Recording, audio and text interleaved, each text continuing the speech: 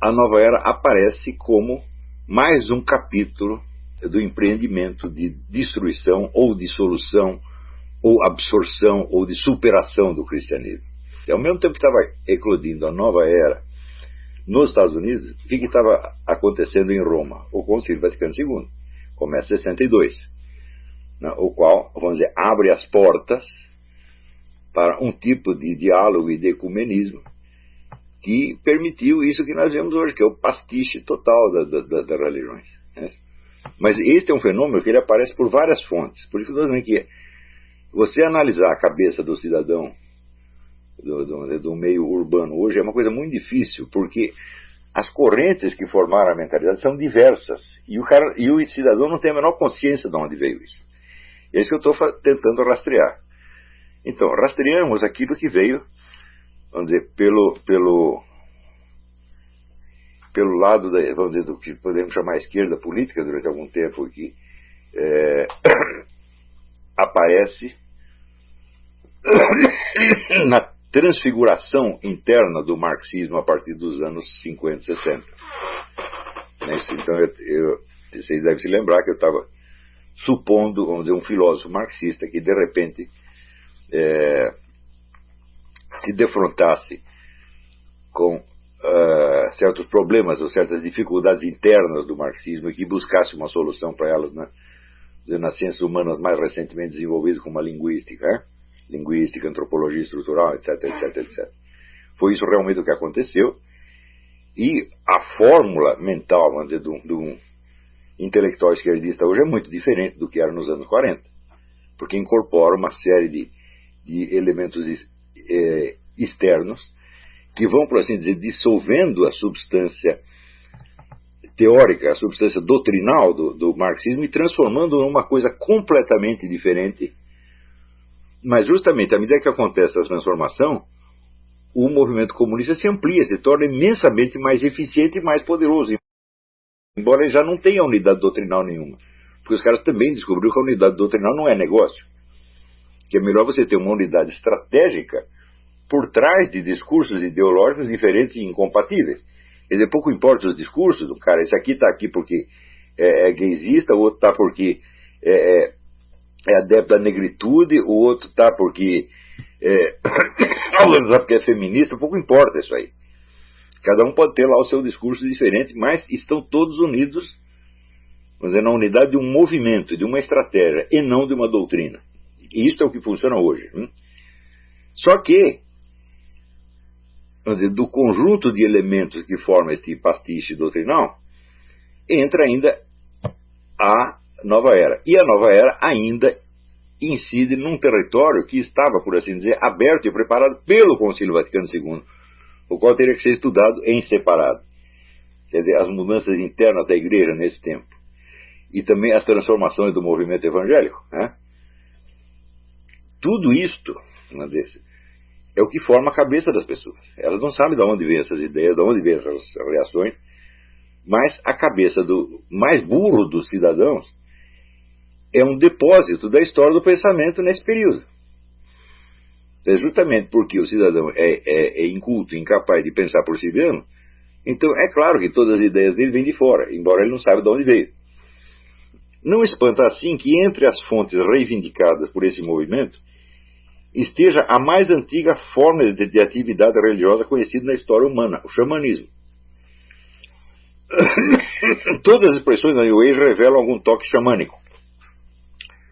O xamã é um indivíduo que, mediante rituais e práticas ascéticas, obteve algum contato com o mundo das forças sutis da natureza, tornando-se capaz de, em estado de transe, prever acontecimentos, operar curas e exercer sobre a comunidade humana um poder de influência considerável. O xamã tem um controle muito precário das forças que manipula, tornando-se com frequência vítima delas e podendo, por isso mesmo, ser facilmente manipulado por magos e ocultistas de nível mais alto. Esse é um processo que também é descrito, vamos dizer, pelo René Guénon em vários pontos da sua obra. Então, o xamanismo é uma das manifestações religiosas mais primitivas que existe.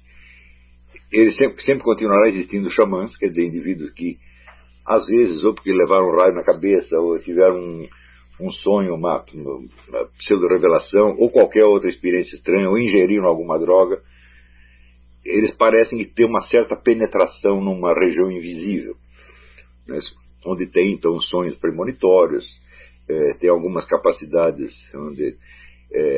de pré-cognição e também às vezes certos poderes curativos. Isso aí existe, sempre existiu e sempre vai existir, tá certo? Porém, o xamã, comparado, digamos, ao que é realmente uma seita gnóstica, por exemplo, o xamã é apenas um pobre coitado, é um Zé Mané, né? E esse Zé Mané pode ser influenciado de fora com uma facilidade tremenda, assim como um médium num terreiro de umbanda ou de terreno de espiritismo pode ser facilmente influenciado, né?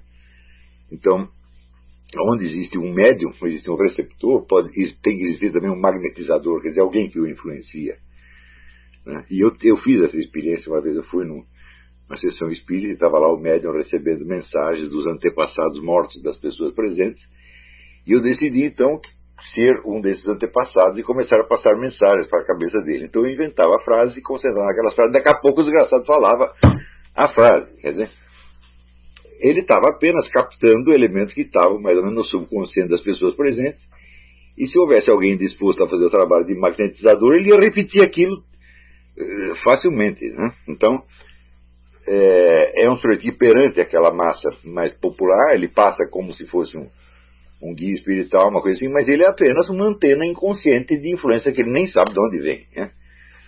Então, o xamã é, por um lado, um poderoso, e por outro lado, ele é um nada, tá certo?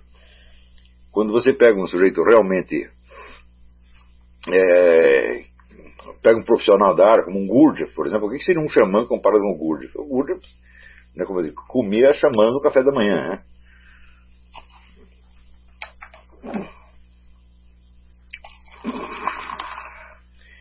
Então, para você ver a abrangência do imaginário da nova era, ela vai desde o xamanismo até, por exemplo, o livro da Sheila Ostrander, Experiências Psíquicas na União Soviética, né? Onde os soviéticos decidiram usar, então, pessoas com capacidade de telepatia, premonição, etc., etc., etc., no serviço de espionagem, e para outras missões da KGB. Então fizeram pesquisas avançadíssimas nisso aí. E então você vê, desde o xamanismo, que existe desde a pré-história, até as experiências psíquicas na União Soviética, né? E uma série de considerações espirituais baseadas em física quântica e todas as técnicas psicológicas recém-descobertas, tudo isso está na nova era. Então você perguntar o que não está na nova era? Eu digo, só uma coisa não está. Até o elemento materialismo pode ser absorvido, só o cristianismo não pode. Ele só pode entrar se for alterado, falsificado. Então, bom, então está na cara qual é o sentido geral dos acontecimentos, é esse, não é combater o cristianismo, como fez o comunismo, mas dissolvê-lo e absorvê-lo num outro imaginário. Você vai ver que isto também pode ser estudado desde um outro ponto de vista. Eu estou estudando do ponto de vista cultural e psicológico, como isso penetra na cabeça das massas. Mas pode ser estudado sob o ponto de vista, vamos dizer, dos grupos dirigentes que tentam conduzir esse processo. Então, por exemplo, o livro do Malachi Martin, Windswept House, A Casa Batida pelo Vento, é a história de como certos grupos, né, globalistas de cabeça mais ou menos maçônica, gnóstica ou coisa assim, penetram na igreja e tentam utilizar o Papa. Então o Papa João Paulo II, na época, para transmutar a igreja da portadora e mantenedora da mensagem evangélica em uma espécie de administração geral das religiões comparadas. Como aquele templo que tem na ONU, que todas as religiões, né, o templo de todas as religiões, né? E você vê, então, as operações desse grupo cercando ali o Papa, tentando manipulá-lo, influenciá-lo, e ele tentando se virar no meio disso, porque o João Paulo II ele achou que dava para manipular e se dar a volta por cima. Ele não conseguiu, né?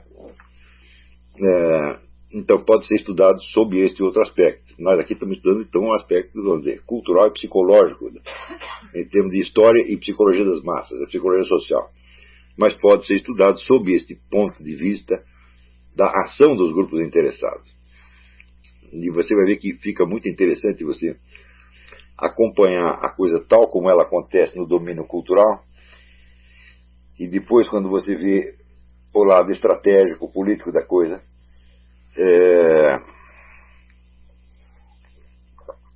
só a fusão dessas duas abordagens é que lhe permite entender algo do que se passa. Mas nós chegaremos lá.